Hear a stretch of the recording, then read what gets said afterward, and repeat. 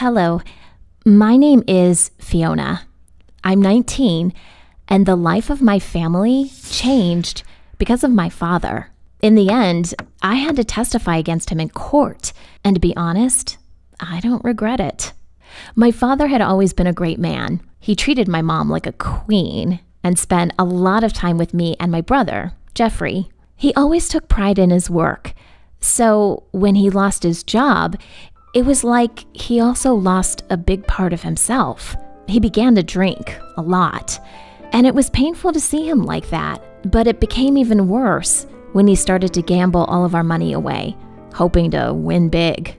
All of us tried to help him, especially Mom. He never wanted her to work because he wanted her to just enjoy life.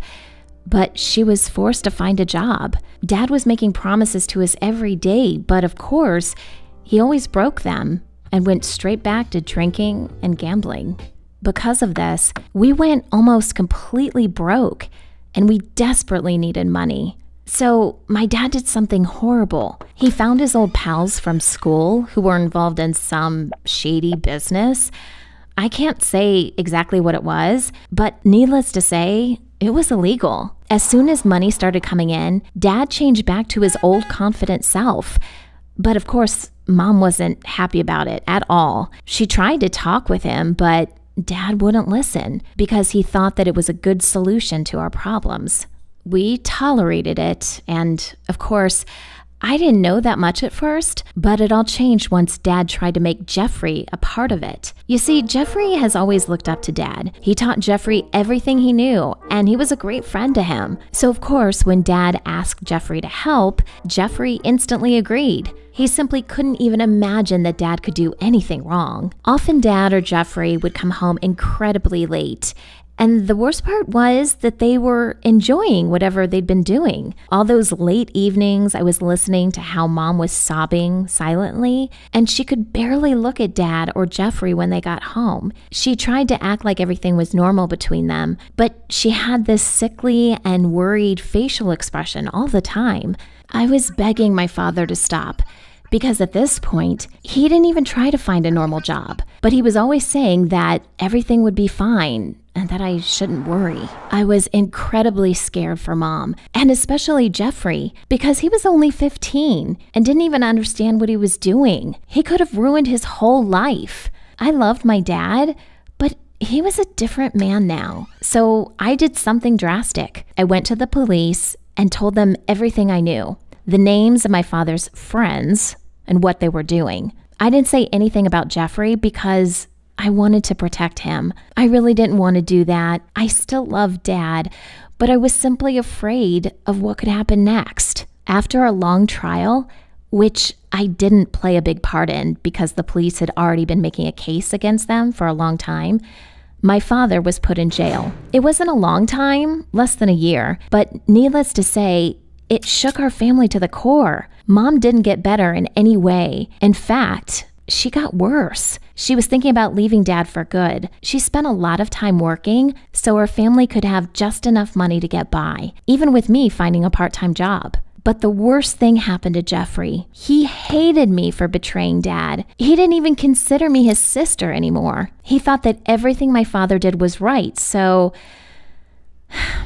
he continued to do what he did with our father. This basically meant that everything I'd done to save our family was completely meaningless. I tried to talk with him, but he refused to answer. He would ignore me or look at me like I was the worst human in history. There was only one person who could help, my father. So I actually had to go and visit him. I hadn't done that yet, and I don't know why. Was it because I hated him or because I was scared he would hate me? Especially because nobody else visited him. Mom couldn't force herself to see his face, and Jeffrey was underage, but they talked on the phone often. So I made an appointment, and after a few days, I was there. My heart was beating like crazy, and I was sweating. And then I saw my father. He was looking at me with a smile, but at the same time, there were tears in his eyes. At first, we just sat there silently, unable to say a single word to each other. Finally, Dad started talking, and he was apologizing for everything he had done. I couldn't say much because it was so incredibly hard to say anything. So Long story short, I explained to him what was happening and asked if Dad could talk some sense into Jeffrey. I almost begged him to do it. Dad agreed, but then Jeffrey would have to come in because Dad couldn't talk about this on the phone. Jeffrey would refuse to come with me, even if it meant that he would see Dad. So I had to ask Mom to do it. She went pale and refused almost immediately. I explained to her that it was the only way to make Jeffrey stop what he was doing, and she finally agreed. But she didn't want to talk with Dad. As I later found out, Dad was even more emotional than the first time. And of course, it was painful to see Mom being so cold and distant.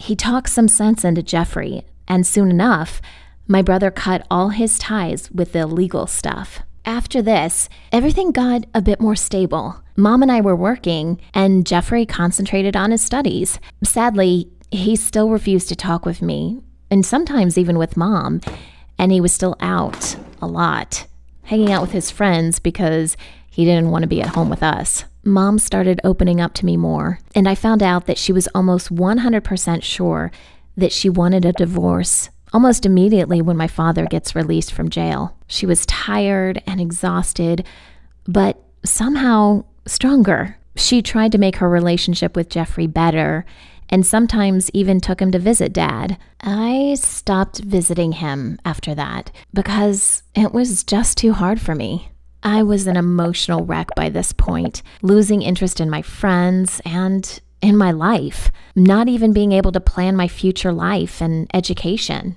After another 6 months, my father was released from jail. Jeffrey was happy and, well, I was too.